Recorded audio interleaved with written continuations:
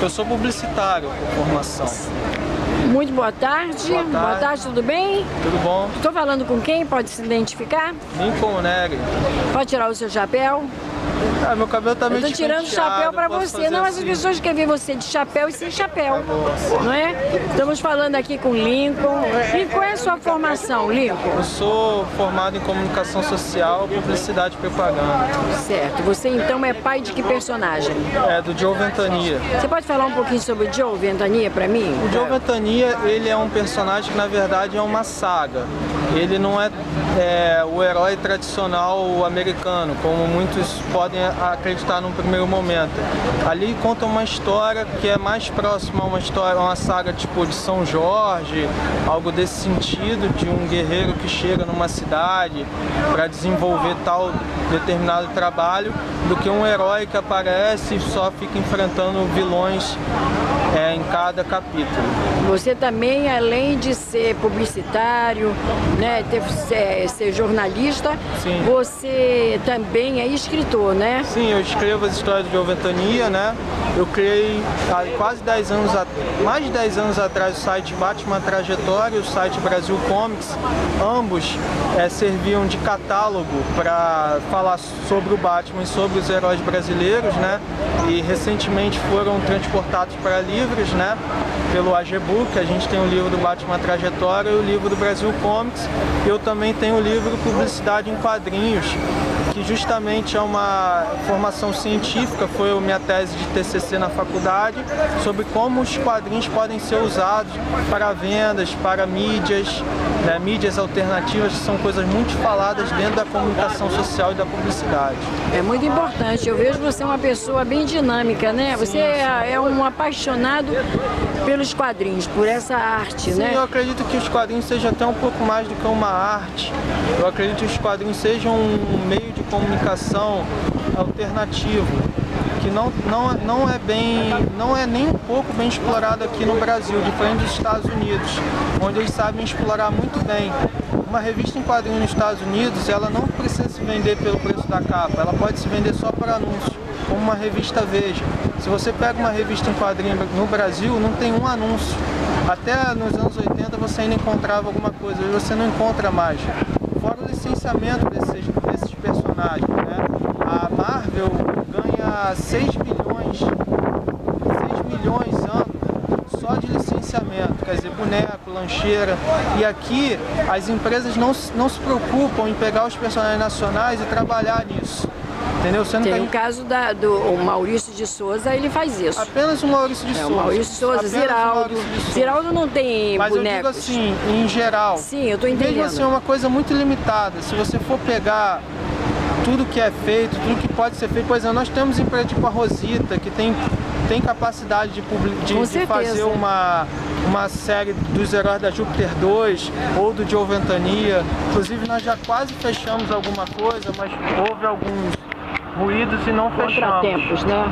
Então, assim, capacidade de fazer tem. Eu já fiz uma pesquisa que comprova que o brasileiro tem interesse sim. A própria banca aqui, ela vende muito mais quadrinho nacional que DC e Marvel. Uhum. Então, quer dizer, existe público para esse nicho.